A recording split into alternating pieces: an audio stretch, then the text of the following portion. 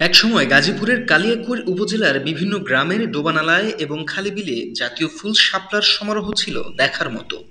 বর্ষা থেকে শরতের শেষ পর্যন্ত নদী-নালা, খাল-বিল, জলাশয়ের নিচু জমিতে এমনিতেই জন্মাতো প্রচুর পরিমাণে শাপলা শালুক ও ঢ্যাপ নামের ফুল। কিন্তু কালের বিবর্তনে হারিয়ে যাচ্ছে শাপলা ফুল।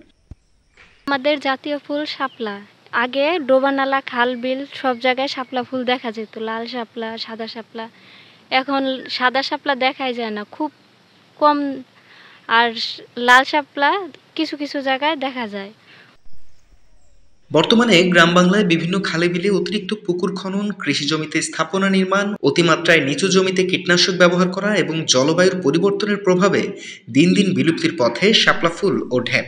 শাপলার ফলকেই ঢ্যাপ বলা হয়, কিছু আঞ্চলিক নামে ভেট বলা হয়। একসময় গ্রামীণ জনগোষ্ঠীর একটা বিরাট অংশ শাপলা ফুলের ডাঁটা তরকারি হিসেবে রান্না করে খেতেন। কিন্তু শাপলা ফুল বা ঢ্যাপ প্রকৃতি থেকে হারিয়ে যেতে বসেছে। সুস্বাদু ঢ্যাপ বিলুপ্তি হচ্ছে বলেই অনেকেই মনে করেন। আমাদের শাপলা ফুল আগে অনেক দেখা যেত, বিলের ধারে অনেক দেখা যেত, কিন্তু এখন দেখা যায় না। এখন দেখি আমাদের এই পুকুরে অনেক লাল ফুল দেখা যায়, শাপলা ফুল দেখা যায়।